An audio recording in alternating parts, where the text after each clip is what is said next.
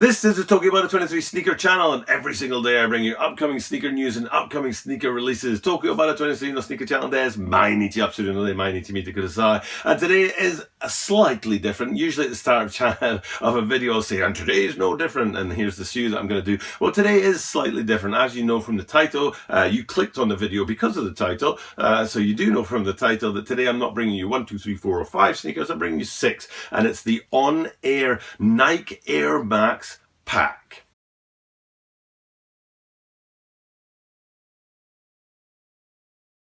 As I said in the introduction, today it's all about the 6 sneakers that make up the on-air pack from the Nike Air Max brand. And I want to quickly talk about tomorrow, where I'll be bringing you another review of another sneaker. And tomorrow's a sneaker that I don't know much about, but it's the Nike Shox, S-H-O-X, R4 actually, I think, if I'm right in saying that.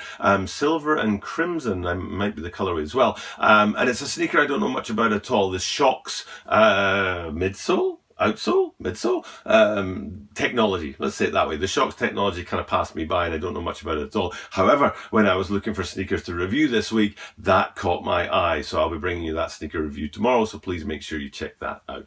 毎日アップするので毎日見てほしいです。登録をすると、助かるので登録をお願いします。And please do hit the subscribe button down below to help the channel grow, as it has been growing. We got to 250 pretty quickly, and I want to get past that and on into the future. So please do hit that subscribe button down below. Okay, let's have a look at these 6 sneakers that I'm reviewing for you today. Now, when I review packs of sneakers, I always do it with my iPad in hand because I'm old and I have a really bad memory. And it's hard for me to remember each of the individual features on the sneakers. I did that with the Throwback Future pack. I don't know if you remember that, if you watch this channel, that I tried to bring you little bits of each of the sneakers in that pack. Now I'm trying to think about which was the first pack that I ever did. I think it was the Chinese New Year's, which wasn't really a pack per se, but you know, they released a bunch of Chinese New Year's at once, and I think I counted 11 or 12, so I brought you that as a whole video. I don't usually get very many views on these kind of videos, to be honest, but I actually like doing them because I get a lot of knowledge for myself about sneakers and upcoming sneaker releases. So even though this might not be the most productive way to build a channel, well, you know what? It's my channel, so I'm going to do it anyway. So let's have a look at this. I'll grab my iPad, which is right here. And we'll talk about the Snicks Seekers. The Snicks Seekers that make up the on-air pack. The 6 sneakers that make up the on-air pack. And the first one we're going to talk about is the Shanghai 97s. Now, 97s, there's 6 sneakers in this pack, or 6 pairs of sneakers in this pack. 3 of them are 97s and one's a 98. Now, 97s and 98s, Air Max 97s and Air Max 98s. I know connoisseurs of Air Max will not like me saying this, but to me, there's not much difference between them, especially the midsole. The midsole's very, very similar. I think the upper is where most of the differences happen, but the differences went from being a sort of horizontal sneaker in the 97s to a vertical sneaker in the 98s for the upper, but there really wasn't that much of a difference for me. So I kind of clumped the 97s and 98s together. Shoot me if you don't like it, but I clumped them together, and it's interesting to me that 4 out of these sneakers fall into that category, and then the other 2, one is Vapor Max, which is very current and very, you know, now many years after the 97 and 98s dropped for the first time, well, 20 odd years, and then the other one's an Air Max 1, which was pre the 97s and 98s. But then I think it's to do with hype, and I think it's honestly, I believe that this is to do with commercialism, and it's to do with companies trying to pitch the sneakers that were popular 20 years ago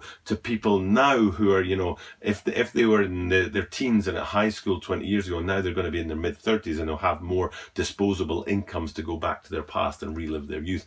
So I think they deliberately do it so that, like, 20 years later, and they also do that with remakes of movies. I think if you check into remakes of movies, you'll see that there's a certain amount of time passes before they make a new one, like Ghostbusters, for example. Mid-80s brought that out again, the mid-tweenies, is that what we're in right now? So maybe in movies terms, it's 30 years. Halloween was another one. And they bring out a remake of a movie because they want to bring that movie to the young generation right now, but they also want to, hit that nostalgia factor for a certain age demographic. And I think it's almost scientific.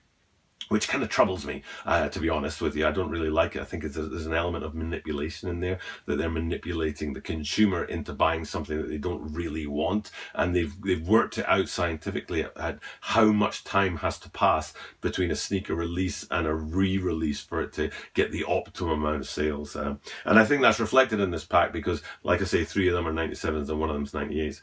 But my favourite's the Nike Air Max 1, which has nothing to do with nostalgia. So, haha, Nike. Your sales didn't work. Anyways, the Air Max 97. The first one we're looking at is Shanghai. So these 6 sneakers have a city attached to them, and they were designed by like members of Nike, non-Nike employees. And the Shanghai 97s are the first one. So there's 2 things that we want to look at with the Shanghai 97s. The first is that the upper is a really beautiful semi-translucent blue, really nice color, and that fade from translucence to solid color is really unique in a sneaker. I haven't seen anything like this for a while, if ever at all, to be honest, and it's supposed to represent Shanghai clouds and a blue sky and that kind of thing. I'm not entirely sure what day somebody was in Shanghai and saw a blue sky and some clouds. Chinese cities are kind of famous for pollution, you know what I'm saying? So, but maybe they're not polluted every single day a year. Maybe there's a couple of days in spring when, you know, the pollution, what do they say? There's the clouds, when the clouds, there's a word for that, when the clouds split and the sun shines through, when the pollution splits and the sun shines through. But that's what the blue is supposed to represent on there. It's supposed to represent the sky and the clouds and things like that from Shanghai. But the other feature that I really like about these guys is in 2 places. One is, I think it's on the heel pull tab. Is that right? In fact, I want to check this before I say this so I don't get it wrong. I think it's on the heel pull tab. Ooh, I didn't write it here, so I'm not entirely sure. In fact, maybe I can actually look at a picture of it. Yes, I can. It's on the heel pull tab and on the tongue tags. On the heel pull tab, as you can see from the screenshot here, there's 3 heel pull tabs. Way too many pull tabs for a sneaker, right? You only need 1. And the same on the tongue there. There's that tag that usually goes around the top there, has been repeated on the sides as well. But the thing I like about that is that it reminds me of a sneaker I reviewed before called the Sakai Waffle, I think they were called, where they had 2 tongues in there. And that was a really innovative thing, I thought. And here, again, on this Shanghai version or Shanghai part of the on-air pack, you can see on the back the 3 pull tabs, and on the front there's a couple of tabs on the tongue there. Okay, the next one on my list is not too far from Shanghai if you're geographically inclined, and a big shout out to Shoes Up, Sleeves Down. Please check out the channel Shoes Up, Sleeves Down, which is out of Korea. And this, the next one here is the Seoul 97s. Big departure from the Shanghais, which are kind of pale and translucent. These the colors in the soles are the black is dominant, but then you've also got the red and the blue in there as well. And what these colors are supposed to represent is the neon lights of the Seoul night skyline and that kind of thing. So that's the main sort of element of there. And the design feature that I like on the Seoul ones, and I actually like it very much. I appreciate when a sneaker design has taken the time to have little unique elements in there. And the 2 unique elements that I really like about the design of these soles is on the tongue, the branding on one says Seoul and on the other not. And I really appreciate that they took the time to have them be different. It would have been much easier and more financially efficient to have the same branding, either Seoul, the city Seoul, you know what I mean, in Korea, not your Seoul, or to have just the Nike Air branding on there, or the Air Max branding or whatever. But having the 2 different brandings isn't cost effective, but it is good for design, so I appreciate that. And that motif is repeated on the insoles, where again you've got 2 different insoles. I think I might have written down here what it said on the 2 different insoles. But I didn't, because it was a different one. Oh no, the left tongue, the right tongue. Yep, the insoles. So you can see actually from the screenshot here that the 2 insoles are different designs. And again, it would be very easy just to make them the same design. And I like it when they take the time to do that. Now we're going to go very far away from Seoul and Shanghai. We could have stopped in Tokyo because that's one of the sneakers geographically, but I will come back to that, even though I did a review on that already. But we're flying all the way to London, England, where I was born. Maybe nobody out there knew that. I was born born in London, England. So Not Just Hype channel, Not Just Hype, a good friend of mine on YouTube, a great channel, past 1,000 subscribers recently, so congratulations to you, sir. And if you're thinking of London, thinking of sneakers, Not Just Hype's a great channel to check out, so please do find him, check him out, subscribe to him. He's a great guy and a great channel. And this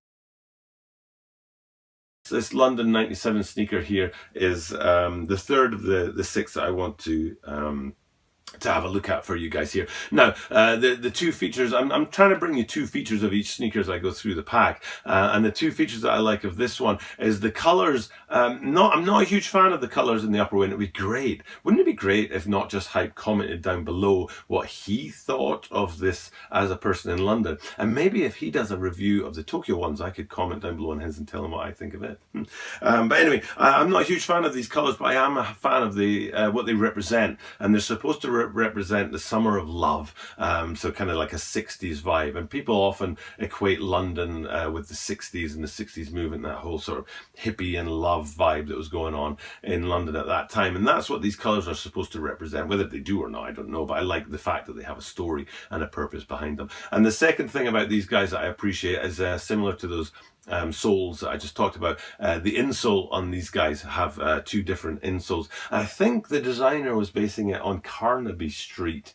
I think I'm right in saying that. And the insole on one says closed and the other one says open. And I think that's to do with like street signs on the shops along Carnaby Street. So anyone who doesn't know what Carnaby Street is, please check it out. Google it or something, because it's an iconic street in London. And with that being said, let's get on to the next one. So I've done the 397s.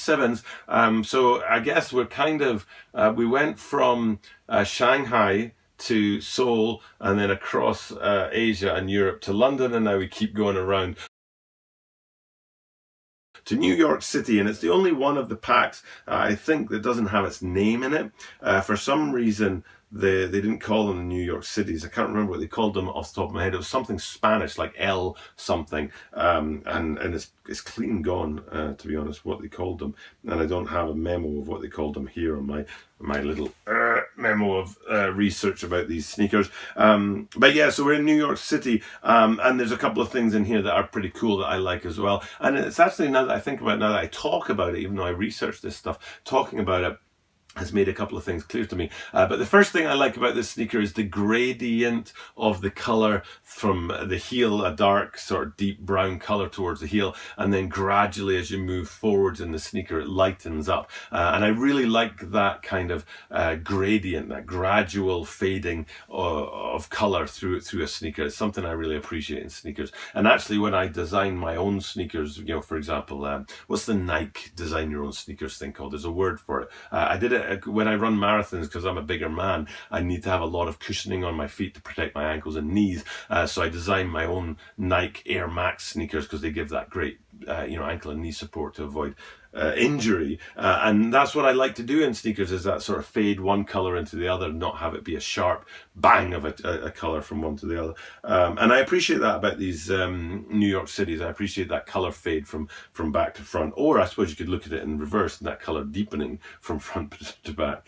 But the other thing that I like, and this is what I was saying about something that just occurred to me, it's another what would you call it? It's another example of them favouring design over cost effectiveness, and doing it in such a way that it's different on each sneaker. And what we're talking about here is mismatched laces, and I think it's cool. I think it's cool that there are two different laces on the left and the right shoes, and it adds an element of diversity and colour in there, which again, it would be very easy to just drop the same colour laces on these guys, and I'm sure it would have been cost effective. So the two things I like about the New York City 98s is that colour fade and also the mismatched laces. Now we come to the second last one, Paris. So I guess we went. I could have done this geographically much more efficiently. Going from London to New York and back to Paris is very inefficient, except for when Brexit happens. Actually, that might be what people need to do with getting to France from the UK. But anyway, so the fifth of the sneakers I want to look at is the Paris, and it's the Air Max Plus. No, it's not. It's the Vapor Max Plus, and this is the one sneaker in the group which, for me, has my favorite moment. for want of a better word, on it, and it has my least favorite moment on it. And I'm going to give you favorite or least favorite first. Let's go with least favorite first. I'm not a huge fan of these utility straps that are appearing on sneakers. I don't know why the designer thought it would be cool to put this utility strap on there. It's convenient that the Vapor Max outsole allows for that strap to wrap all the way around the upper and the outsole collectively without it wearing away, because it's not going to come into contact with the ground or cement or anything like that. But I don't know, I think it's tacky. I never liked it in the Jordan 8, that around the ankle, the strap that went around there. And I don't like these utility straps that come out with quite a lot of sneakers, to be honest. There's quite a lot of sneakers that bring out a utility variant, and they have a strap on it, and that's what these Air Vapor Max Parises have, and it's my least favorite feature of any of the 6 shoes. But my favorite feature of all of the shoes is the swoosh on these guys bolted on. What a phenomenal idea. Not stitched on, bolted on. And you can see, I think there's 3 or 4 points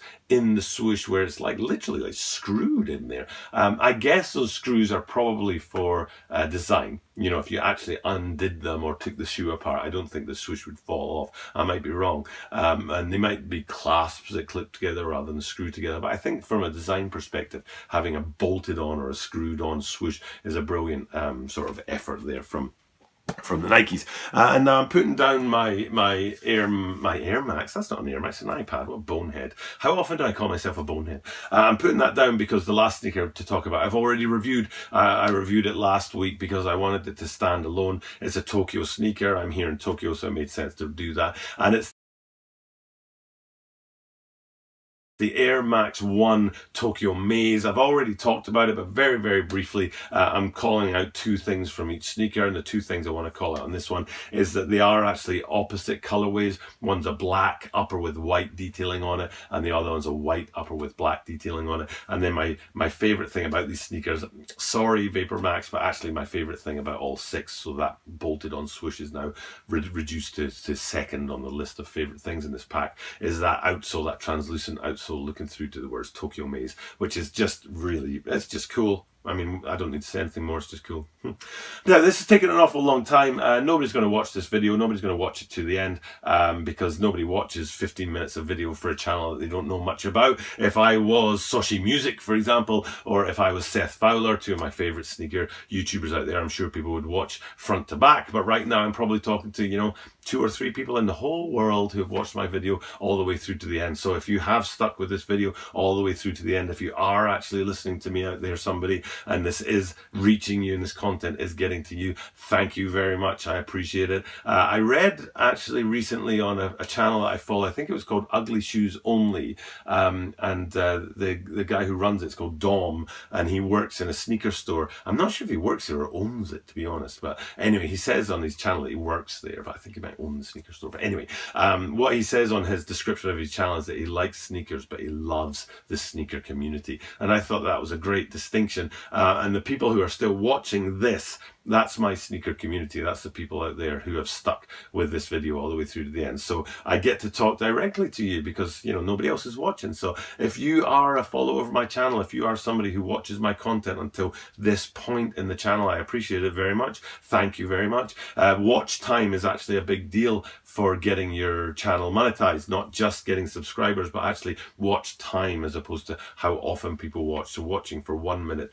is not as effective as watching for 10 or 15. So long video today. Those trusted, loyal subscribers, viewers out there who stick with my content, I appreciate it very much. If for some reason somebody who isn't a subscriber to my channel has watched all the way through to the end right now, and I'm talking to like 1 person out there in the world who is perhaps not a subscriber but listening, thanks. I appreciate it. Click subscribe, join the group. And with that being said, it's time for me to check off. I will do one more thing on my iPad and see what's coming up tomorrow. And that's it, right? I said at the start of the video, it's that Nike Shocks. Is it Shocks? Shocks. R4 silver and crimson. So hopefully anyone watching this will also watch that. And you guys now get to listen to what I say at the end of every single video, which is I will see you tomorrow.